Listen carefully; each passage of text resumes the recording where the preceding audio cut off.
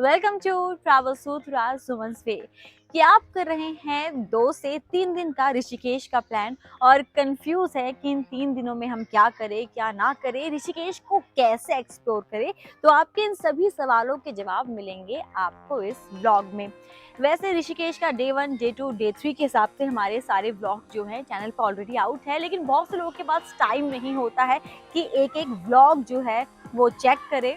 ऐसे में ये जो वीडियो है ये उन 3 दिनों का समराइज्ड वर्जन है, जहाँ पर आपको सभी सवालों के जवाब मिल जाएंगे और आपको कहीं और भी नहीं जाना होगा। तो अब टाइम नहीं वेस्ट करते हैं और जल्दी से आपको बताते हैं कि 3 डेज 2 नाइट ऋषिकेश का ट्रिप आपको कैसे प्लान करना है और बजट आपका क्या रहने वाला है।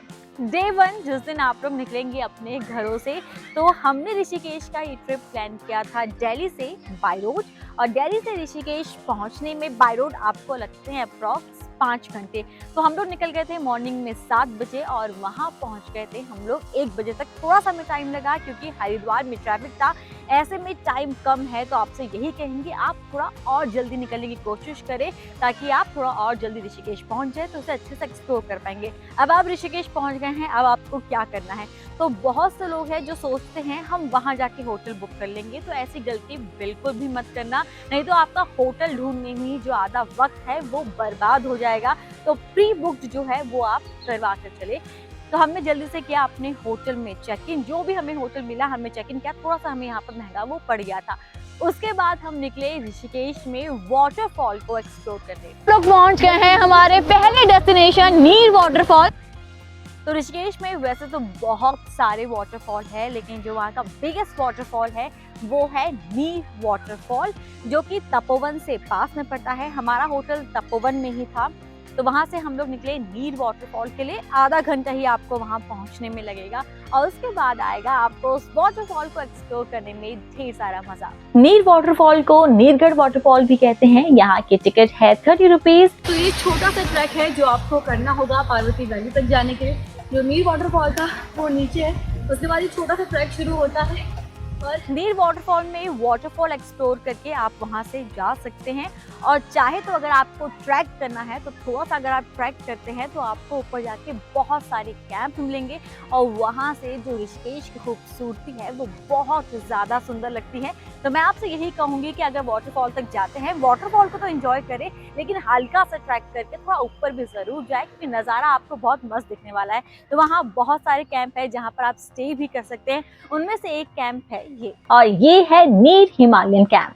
तो जहाँ पर हमने कार पार्क की है वहाँ से तकरीबन 500 या 600 मीटर ये कैंप ऊपर है और इसके जो चार्जेस है 1200 रुपये पर पर्सन है।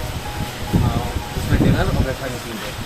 ठीक है। और ये मतलब पूरे 12 महीने ओपन रहता है या फिर 12 महीने ओपन? आप चाहे तो इन कैंप में स्टे भी कर सकते हैं, लेकिन आप स्टे तभी करें जब आप कैंपिंग के पर्पज से वहाँ पर जा रहे हैं।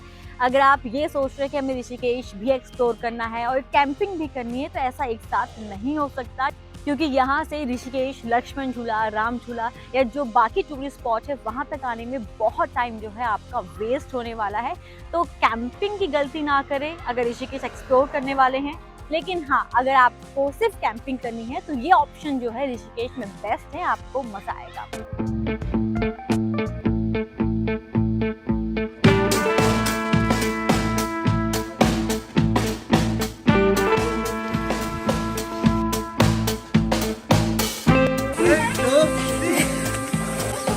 कैसा लगा यहाँ आके?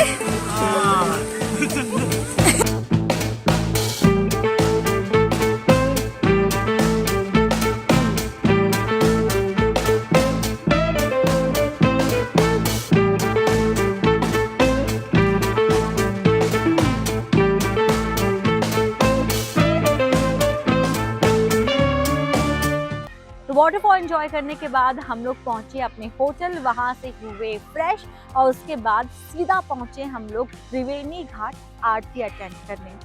तो ऋषिकेश में हम लोगों ने जब भी ट्रिप प्लान किया था गर्मियों में प्लान किया था और बारिश के कोई चांस नहीं थे, लेकिन पहाड़ों की बारिश का कोई भी भरोसा नहीं होता है। तो हमें 3 दिन बारिश मिली है, तो आप प्रिपेयर होकर जाए। ऋषिकेश जा रहे हैं तो कभी भी बारिश हो सकती है, तो बारिश की वजह से भी हमारा काफ़ी टाइम वेस्ट हुआ।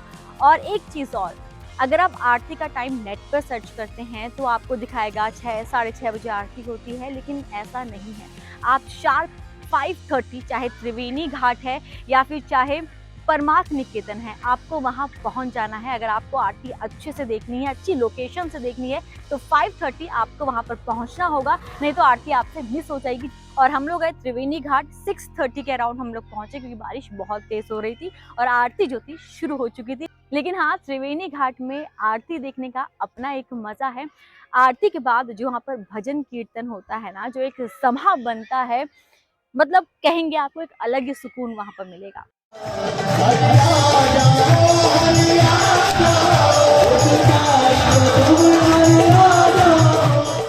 तो आरती अटेंड हो चुकी है, उसके बाद भी आपके पास काफी टाइम होगा। आप आराम से ऋषिकेश का जो लोकल मार्केट है उसे एक्सप्लोर कर सकते हैं।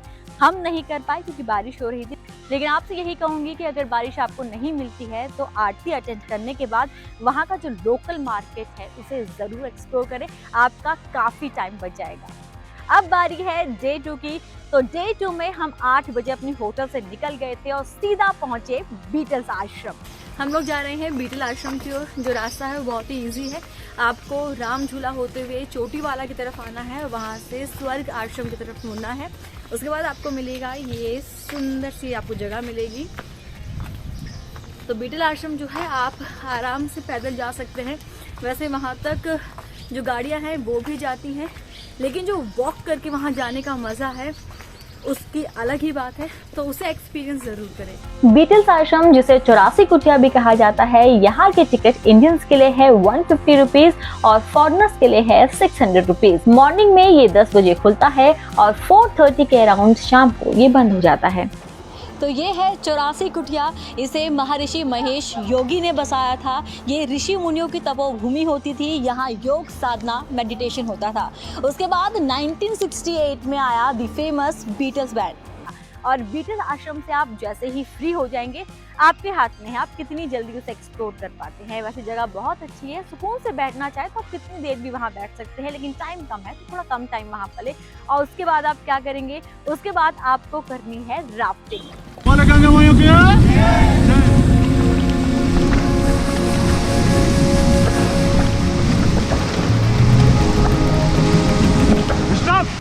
लेकिन अगर आप वहां पर ऑफ सीजन जाते हैं, राफ्टिंग बंद हो चुकी है, तो ऐसे में आप क्या करेंगे?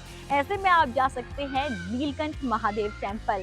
ऋषिकेश के आसपास 2 सबसे बड़े टेम्पल हैं, एक है नीलकंठ महादेव और एक है जो हमने एक्सप्लोर किया, तो उसके बारे में मैं आपको आगे बताऊंगी। नीलकंठ महादेव के दर्शन करने के बाद आप शाम को कर सकते हैं परमार्थ निकेतन की आरती अटेंड।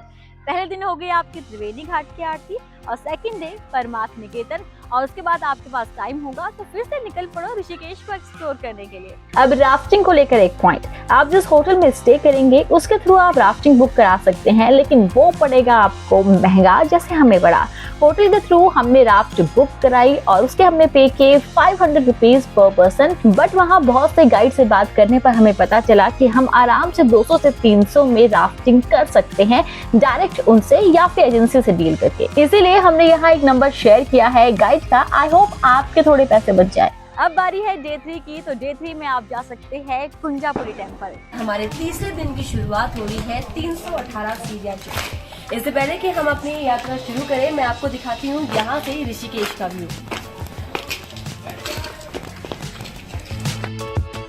तो ये है ऋषिकेश में आपका आखिरी दिन। तो यानी आपके पास अब थोड़ा टाइम कम है, इसी दिन आपको वापस अपने घरों के लिए भी निकलना है। तो ऐसे में आपको सलाह यही दूंगी कि सुबह 7 बजे आप कुंजापुरी टेम्पल के लिए निकल जाए।